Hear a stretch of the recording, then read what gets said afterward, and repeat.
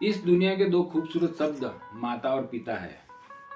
यूं तो सबसे ज्यादा माँ ही प्यारी होती है, लेकिन पिता की जिम्मेदारी माँ से ज्यादा होती है।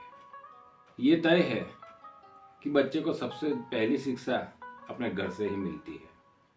बच्चा वही सीखेगा जो अपने माँ बाप सिखाते हैं। मुझे याद आती है वो कहानी जो मैंने बचपन में सुनी थी। स्कूल की छुट्टियां चल रही थी। एक दर्जी का बेटा अपने पिताजी की दुकान चला गया। उसकी उम्र तकरीबन 7 साल की थी। अपने पिताजी कपड़े सिल रहे थे। बच्चा बहुत ध्यान से वो देख रहा था। उसने देखा कि पिताजी कपड़े को कैंची से काटते हैं और कैंची को अपने पैरों तले दबा देते थे। फिर सुई से कपड़ा सिलते थे। सिलाई करने के बाद सुई को टोपी में लगा देते थे। बच्चे ने इस प्रक्रिया को 4 से 5 बार देखा तो उसे रहा नहीं गया। वो अपने पिताजी से कहने लगा, पिताजी मैं आपसे एक बात पूछना चाहता हूँ।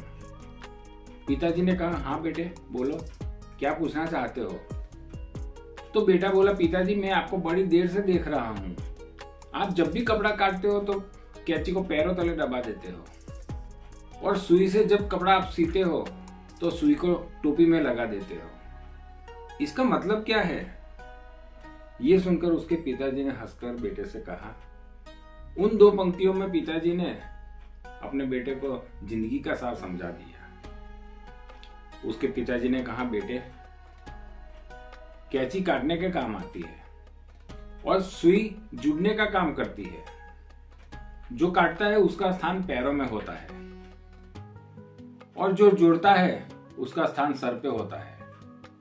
दोस्तों, हमें इससे ये सीख मिलती है कि हो सके तो रिश्तों को जोड़ने का काम करें, क्योंकि कोई भी रिश्ता बनाने के लिए काफी समय निकल जाता है, मगर रिश्ता तोड़ना हो तो उनके लिए 1 मिनट ही काफी है। समाज में जो रिश्ता बनाने का काम करते हैं उसका नाम, उसका यश, उसकी कीर्ति चारों तरफ फैलती है।